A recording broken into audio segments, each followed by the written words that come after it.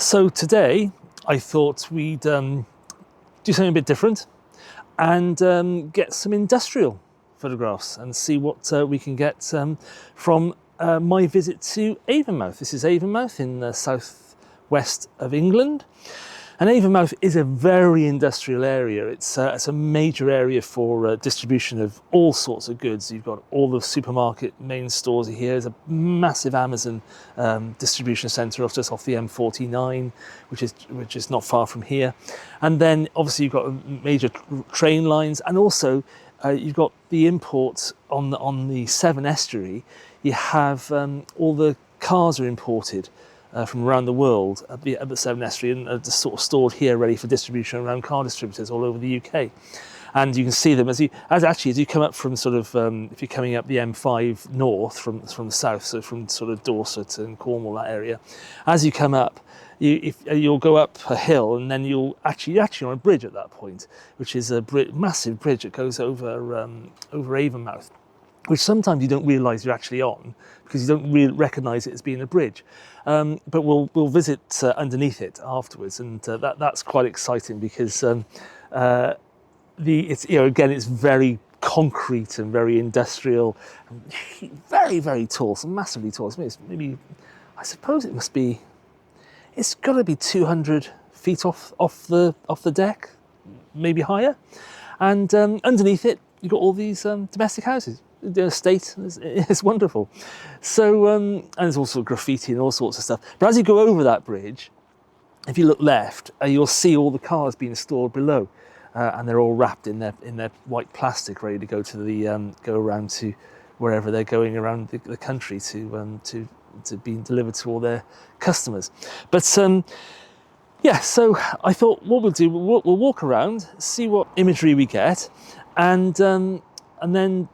Then we'll go back to the darkroom, and I think this time what we're going to do is I'll obviously develop the negatives. By the way, we're shooting on my lovely Bronica GS1, which I love my Bronica GS1, as you know, and I know I've featured it before, but we're going to shoot on this because I think it's just the most wonderful camera. It's actually probably my favourite camera to use, and we've got a lovely 50mm wide angle on here as well, which is super sharp. It's absolutely fantastic, and also shooting on the 100mm as well. So we'll be between the two lenses. I'm shooting on T-Max 100, and we'll develop that in ID11. And what we'll do then is we'll do some prints in the darkroom, because I thought what would be quite interesting, and the reason for doing the prints in the darkroom, there is a reason for doing the prints in the darkroom, is because I've bought this, which is a Gossen LAB attachment for the Luna 6F, my Luna 6F. And I think I've shown you the Luna 6F in previous episodes, and you can put attachments on the front, and I've got an attachment which is the 7.5 degree and the 15 degree spot meter for it, which is a wonderful thing to use. But you can also get other attachments, and this is one of them. And this is the lab attachment, which you use in the darkroom under an enlarger, and it gives you the exposures for the printing, therefore saving you doing lots of tests on paper, and will certainly getting you closer to where you want to be faster without you wasting so much paper. And paper's expensive, so this is a good thing. So I'm quite excited about using that. So so what we'll do, we'll go on our little sojourn around Avonmouth and see what images we get, and then process those, get in the darkroom, print them up. So I thought we go with the centre negative here to do the darkroom print. So put it into the Devere 6x7 neg mask. Just get it sort of centred up. Okay, so we have the image projected on the baseboard, and I focused the image using my lovely loop, which you look away from the viewfinder to actually focus. It's wonderful, I love it. So these are rare as hen's teetees. Anyway, so I focused the image, and now what it says to do, and I've read up on this, is you take the Luna 6 F with the head on it. And in a nutshell, I think, is that you put the square over the lightest part of the image. Let's put that back on, sorry. Over the lightest part of the image. So basically there's, down here there's a person, at this point here, there's a person, as you can see this white area here, wearing a black hoodie. So what I'm going to do, I'm going to put the, do you see that? You can see that there, can't you? Just there. So I've put the square over the black hoodie area, which is the darkest part of the neg, and then press the button. You get a reading, and then you bring the little needle, the needle there, to the 0 position. And then you just read off like you normally would on a light meter.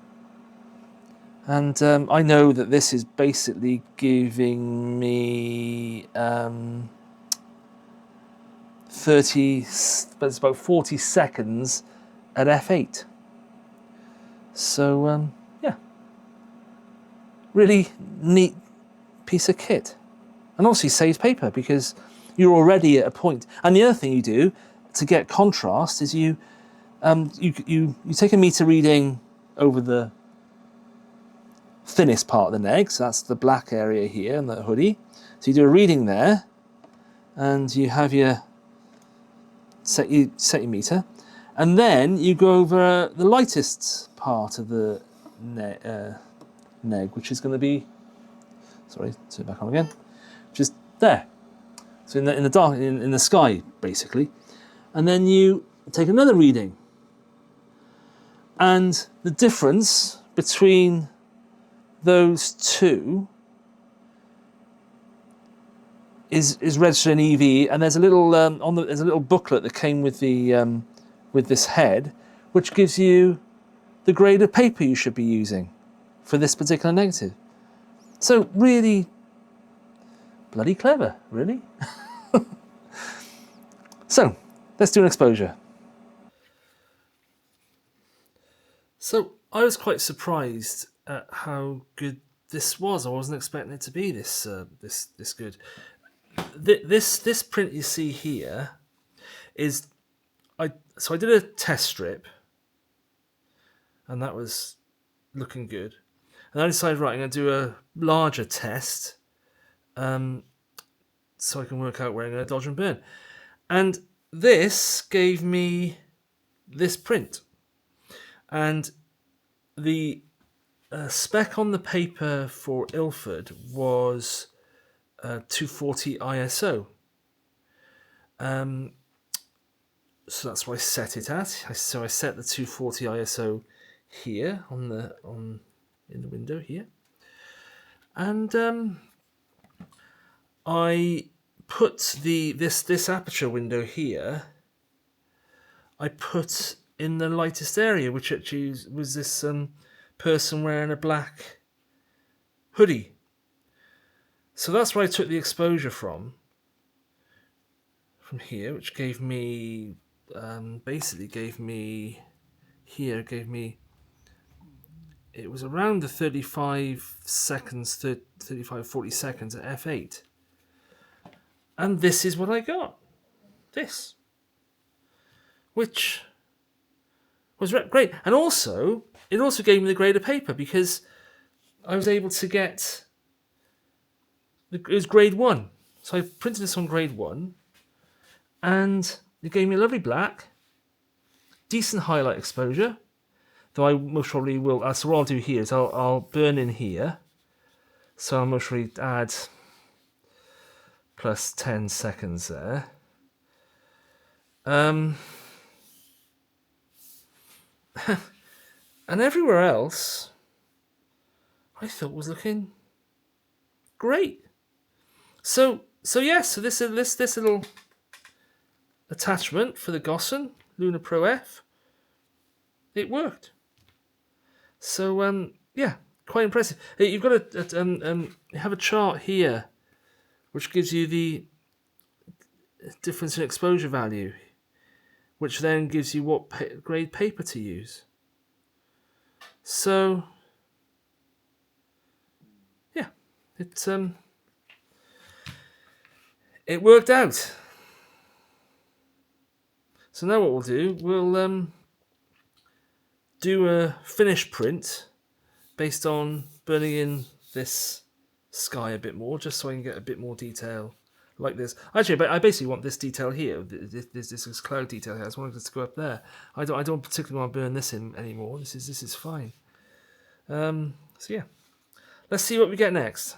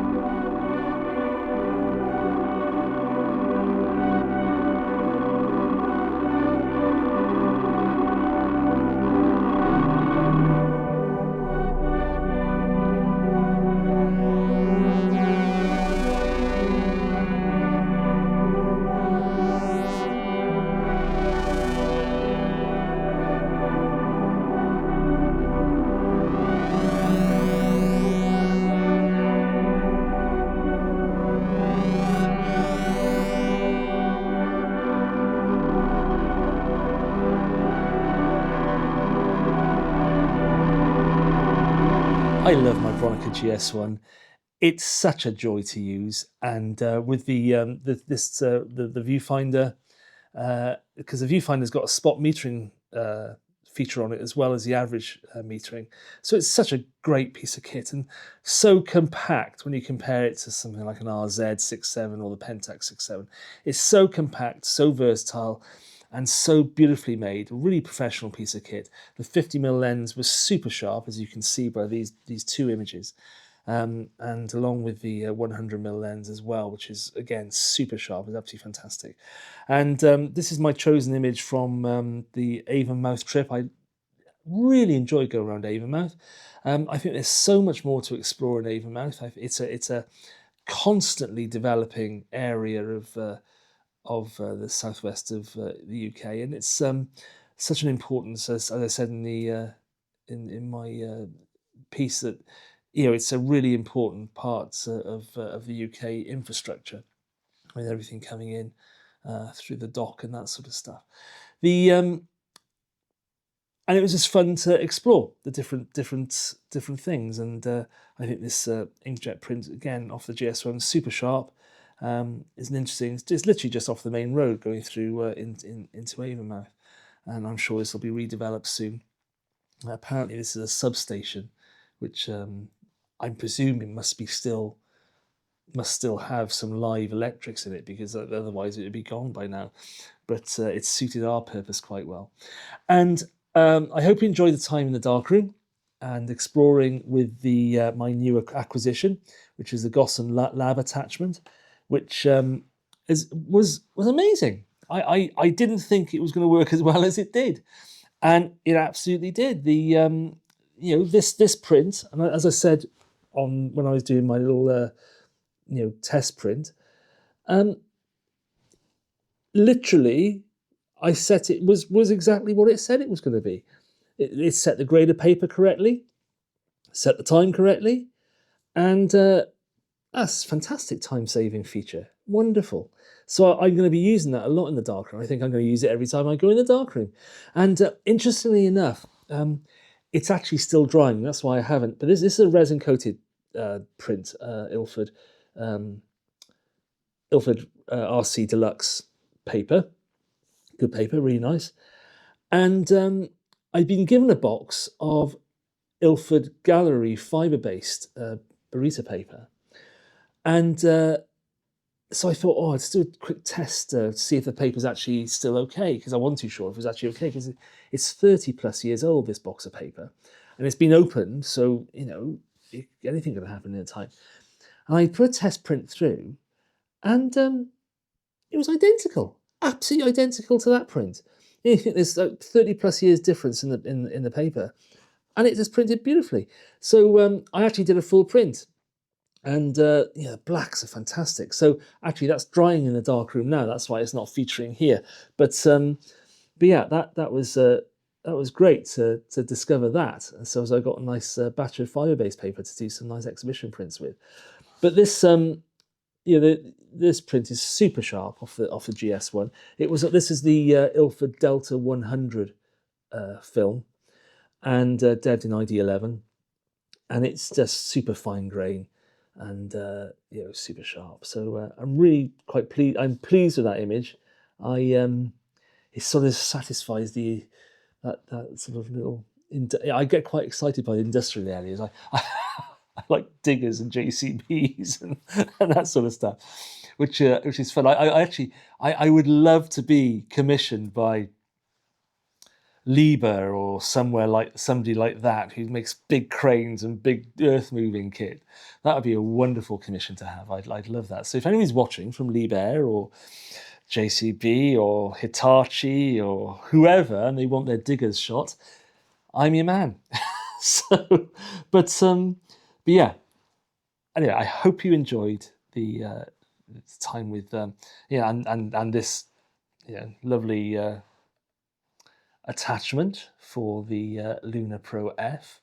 And I think if you can find one and you're still doing darkroom printing, I think it's a worthwhile purchase. I literally picked that up for 25 quid. So yeah, it was a nice purchase, that. Very pleased with it.